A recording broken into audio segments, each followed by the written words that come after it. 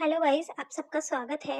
ये मैं अपने चैनल की पहली वीडियो डाल रही हूँ। मैं ज़्यादा टाइम ना वेस्ट करके आपको स्ट्रैटेजी बताती हूँ कि आप आईबीपीएस पीओ मेंस के लिए कैसे तैयारी कर सकते हैं। जैसे कि कल ही रिजल्ट घोषित हुआ है, डिक्लेयर किया है आईबीपीएस में, तो हमारे पास सिर्फ 8 दिन है जिसमें हमें प्रिपरेशन करनी है। बहुत जनों ने शुरू कर दी होगी और बहुत जने सिर्फ रिजल्ट के वेट में नहीं कर पाए होंगे। सो स्टार्ट करते हैं। सबसे पहले आप हमेशा याद रखिए, you can and you will. आप कर सकते हैं, आप करेंगे। हमारा टारगेट है आईबीपीएस मीओ पीओ को क्लियर करना। हम बात करते हैं पहले इंग्लिश की। इंग्लिश में हमें क्या करना है लास्ट 8 डेज में। तो मैं आपको सजेस्ट करूंगी कि read as much as you can. जितना आप रीड कर सकते हैं इस टाइम में, आप उतना रीड करिए, क्योंकि आपका माइंड, जितनी बार आप रीड करेंगे आपका माइंड उसी उसमें घूमेगा। माइंड में वोकैबुलरी घूमेगी, माइंड में रीडिंग घूमेगी। तो अगर आप पेपर में इतनी बड़ी बड़ी आरसीज पढ़ेंगे तो आप कंफ्यूज नहीं होंगे और आप उस हैबिचुअल हो जाएंगे 8 दिन में। आई नो 8 दिन थोड़ा कम टाइम है, बट स्टिल आपका माइंड थोड़ा हैबिचुअल हो जाएगा। आप आरसीज पढ़ के ये पैनिक नहीं होंगे। और आई सजेस्ट यू कि वन सेक्शनल मॉक डेली दीजिए इंग्लिश का, उसे एनालाइज करिए, क्योंकि उसमें मैचिंग वाले पार्ट्स होते हैं, उसमें पैरा जंबल्स होते हैं। उसकी प्रैक्टिस आप मॉक से ही कर सकते हैं। और एक चीज मैं आपको और सजेस्ट करना चाहूंगी कि आप ये मत सोचिए कि आप लास्ट दिनों में जितने मॉक्स देंगे आप उतना अच्छा कर सकते हैं। ऐसा कुछ नहीं है। मैं आपको सजेस्ट करूंगी कि मॉक्स अभी, अगर आपको फुल मॉक देना है तो आप एक दिन छोड़ के दीजिए और हर एक दिन सेक्शनल मॉक लगाइए, सो दैट अपने पर्टिकुलर सेक्शन पे आप वर्क कर सके। तो इंग्लिश में मैं आपको सजेस्ट करूंगी कि सेक्शनल मॉक जरूर दीजिए, उससे आपका English section I assure you कि आपका डेफिनेटली इम्प्रूव हो। अब बात करते हैं हम रीजनिंग की। रीजनिंग में इनपुट आउटपुट का क्वेश्चंस में जिस तरीके से पेपर एनालाइज करा है मैंने लास्ट ईयर के, उसमें हमेशा ही आता है।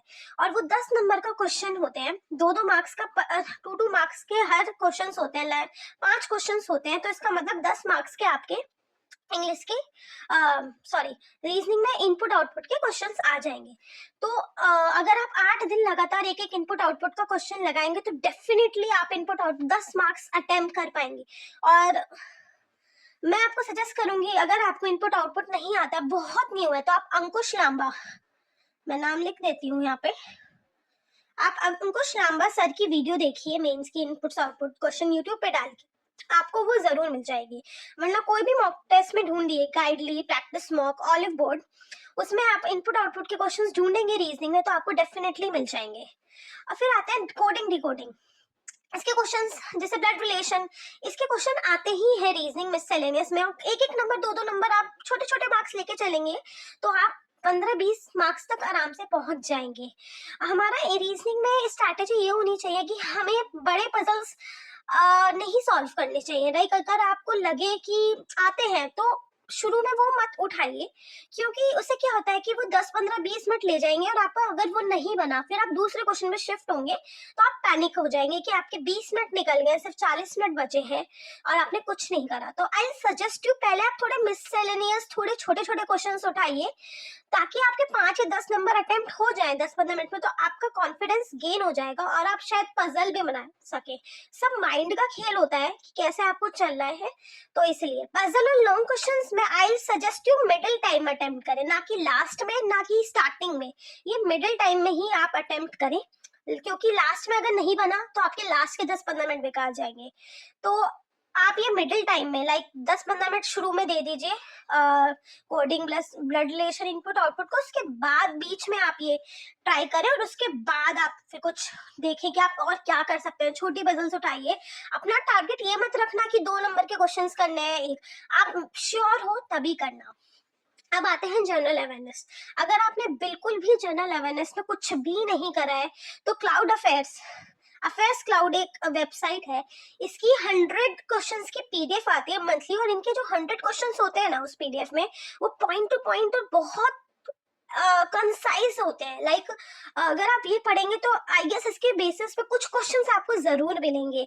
तो आप मंथली अगस्त, सितंबर, अक्टूबर, 3 मंथ्स की 300 क्वेश्चंस की पीडीएफ कर लीजिए। आई एम डैम श्योर इसमें से 5 या 10 क्वेश्चन जरूर बनेंगे और इतने इनफ होते हैं।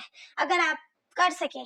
और उसके अलावा अगर आपके पास स्टिल थोड़ा सा आधा एक घंटा है दिन में, तो प्रैक्टिस मॉक अपने करंट अफेयर्स की 50 नंबर का 50 क्वेश्चंस का एक टेस्ट मॉक टेस्ट डालता है, आप ये दीजिए। इसमें भी इतने एक्यूरेट क्वेश्चंस होते हैं, मंथली डलते हैं ये, और हर वीकली वीकली डलते हैं मंथ में। तो आप अक्टूबर के तो जरूर दे लीजिए प्रैक्टिस मॉक से ये वाले करंट अफेयर्स, तो आपका उससे रिवाइज हो जाएगा। अब आते हैं क्वांट पे। क्वांट में मैंने जहां तक नोटिस किया है, नंबर सीरीज के क्वेश्चंस जरूर आते हैं और वो 2-2 मार्क्स में होते हैं, मतलब 4 या 6 नंबर में आपको नंबर सीरीज के क्वेश्चंस मिल जाएंगे। तो आप ट्राई करिए थोड़े नंबर सीरीज के मेंस क्वेश्चन सॉल्व करने की। उससे क्या होगा, अगर आप अरिथमेटिक नहीं बना पाए, डीआई नहीं बना पाए, पर स्टिल आपने ये बना लिया 6-7 नंबर।